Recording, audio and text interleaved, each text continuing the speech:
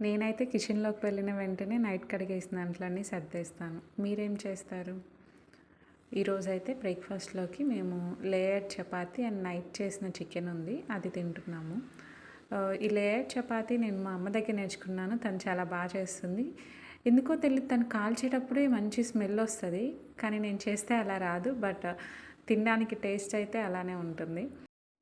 పిండి కలిపేసిన తర్వాత కొంతసేపు నాననివ్వాలి. అలా నానితే చపాతీలు చాలా సాఫ్ట్‌గా వస్తాయి. తర్వాత చపాతీ రుద్దేసుకొని ఆయిల్ అప్లై చేసి, లేదంటే ఆయిల్ అప్లై చేయకుండా అయినా ఫోల్డ్ చేసి మళ్ళా రుద్దుకోవడమే.